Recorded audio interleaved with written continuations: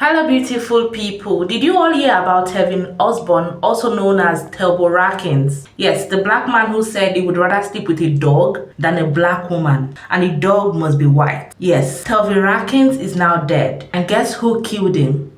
Let's find out. Man in Georgia who was shot and killed by his girlfriend, yet she wasn't arrested because she said it was just an accident. At 5:45 on Sunday morning, the police were called to the home of Telvine Osborne, also known as Telbo in Midville, Georgia. When police arrived, they found Telbo deceased from a single gunshot wound to the chest, and his girlfriend, Hannah Grace Cobb, admitted to shooting him.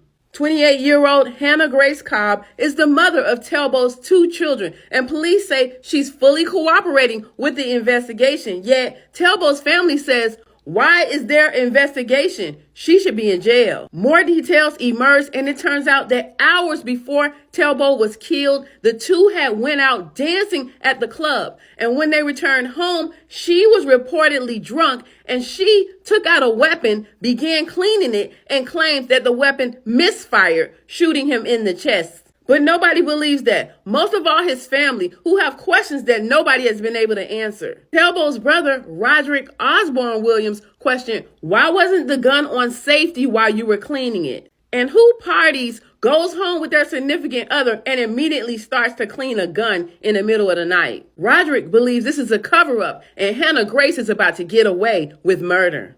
Researchers actually found footage on Telbo's Instagram story from hours before the killing, and it shows Hannah dancing wildly at the club and pointing up the gun sign at Telbo while he's filming. Here you can see Hannah dancing in the club and pointing the gun symbol at Telbo while he's filming. The camera seems to linger on these girls a little bit too long, and watch Hannah's face. She's giving him the death stare. Here she goes again. Neighbors who know the couple say that Hannah has always been extremely possessive and controlling of Telbo, and they believe she is capable of hurting him intentionally. Do you think Hannah shot Telbo by accident, or is there some kind of police cover-up? Leave a comment to let me know. I'm Tierka with the T. Follow for more. This is really heartbreaking. I guess the reason why justice is delayed is because allegedly the girl's father is a cop. Social media has been buzzing with reactions. Many people have taken to social media to share their opinion, and trust me, the reactions are heated. What do you think, guys? Let me know in the comments. Let's see reactions, and I'll be back to drop my thoughts. Ciao. I said it a couple weeks ago, and y'all was in my comments trying to tell me I was wrong when I said that there is a huge, significant difference in the dynamic of interracial relationships when the spouses are a black man and a white woman versus a white man and a black woman. And y'all was like, you are so wrong, blah, blah, blah. And now this week, Telvine Osborne is a topic of discussion. Another black man who got on this internet and basically said how he didn't like black women, try to tear us down, all this other stuff. I'm gonna pause for a second and just let y'all know. Any man who can't handle a black woman is a weak man. A very, very weak man. That being said, Telvine decided to get on the internet and praise the fact that he was with the woman that he was with, and then she killed him. She killed him. And now his family expects the same black people, black women, who he got on this internet, built a platform on, disrespecting, disregarding. They expect us to care that much. One, we don't even know that man personally. And that aside, because I know we get up on the internet and rally for people we don't know all the time and to support our own, but like, why y'all not in an uproar? Where the other people at? The other people who was praising. Why y'all not in an uproar with them? If they talking about it, are they rallying together? Like, why y'all don't ask those people? Those people he loved so much and that loved him so much, allegedly. Why y'all don't ask them? Oh, all right. The truth of the matter is that the things that people do in interracial relationships and marriages say a lot about them as people. I would never, even though my husband is white, I would never get up on this internet and be like, oh no, black men suck, da da da da. Because I don't believe that. I don't believe that. At all. Never have, never will. I just happened to fall in love with a man who wasn't black. At the end of the day, though, I'm not about to sit here and cry over somebody who didn't even like people who look like me. I pray for y'all, though. Toodles. So this Telvine Osborne has been creating like a little controversy on the internet. Telvine Osborne is a black man who was killed by his white significant other. The family is upset because black people, especially black women, are not rallying behind his death and what went on. But Telvine Osborne also was publicly announcing how he does not like black women, that he does not care for them. This man said, I'd rather fuck a dog than to fuck a black woman, and the dog has to be white. Maybe y'all should call his preferred and his preference to rally behind him, because it wasn't us.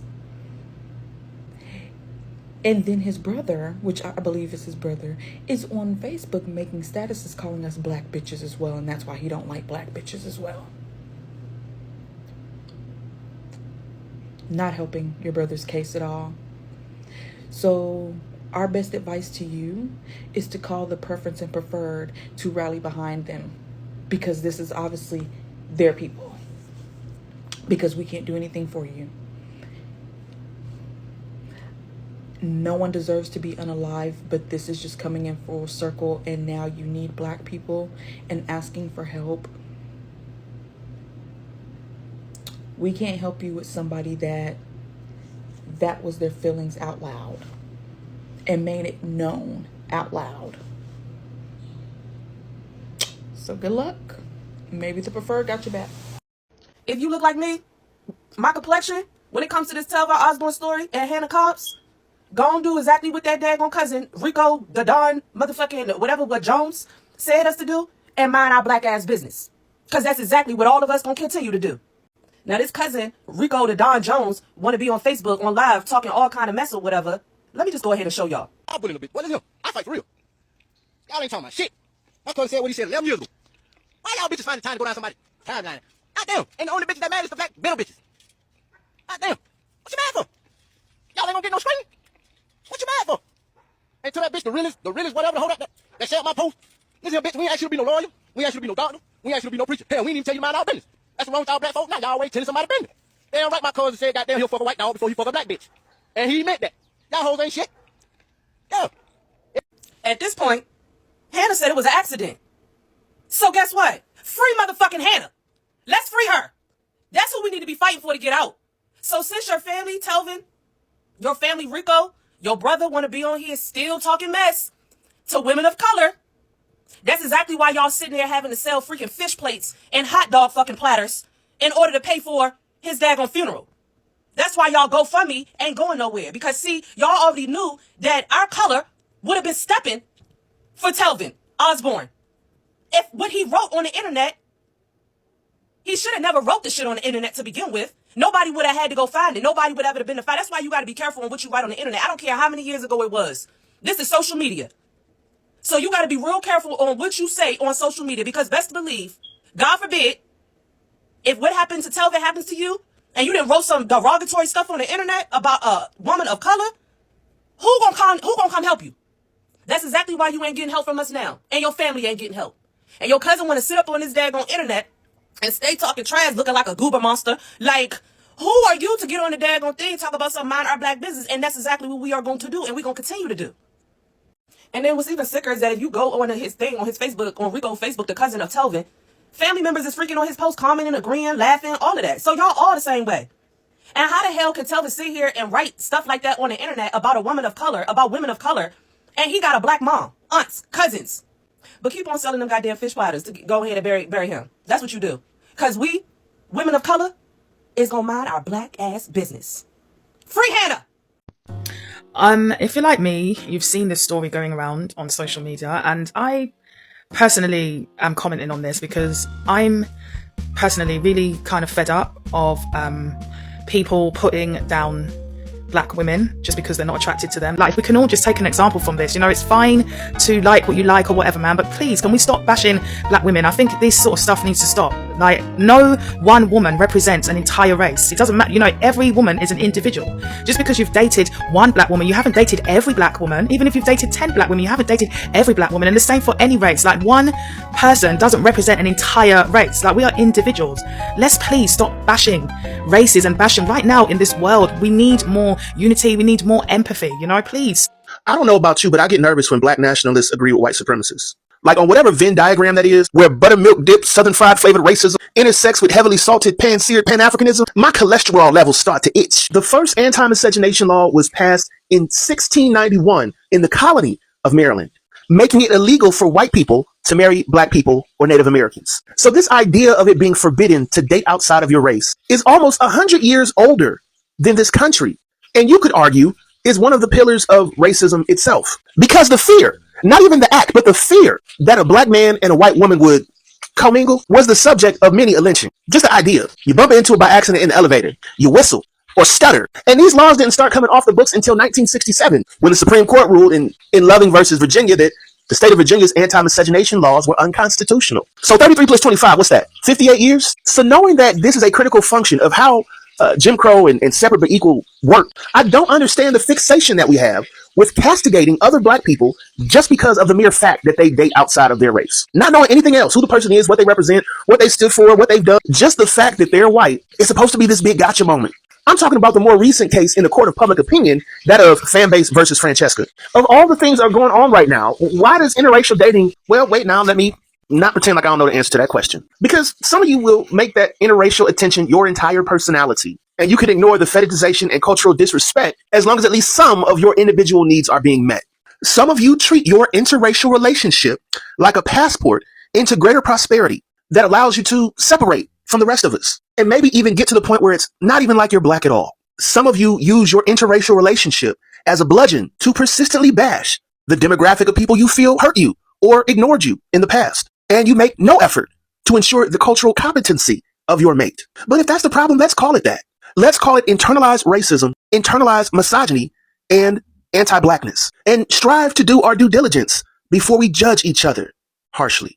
Honestly, this whole situation is painful to talk about. Losing someone is really heartbreaking. Whether he tweeted bad stuff about black people in the past or not, one thing is clear, that nobody really deserves to lose their life this way. Toxic relationship can become dangerous if not handled properly. It doesn't matter if the woman is black or white. Unfortunately, it's gone too soon. It's about 30 years or 33 years old, quite young age. At the end of the day, 2 lives have been destroyed. Telvine is gone, while his white woman might live with the consequences for the rest of her life. And then his family is left with pain. At this point, families just have to be careful with the things they say on social media.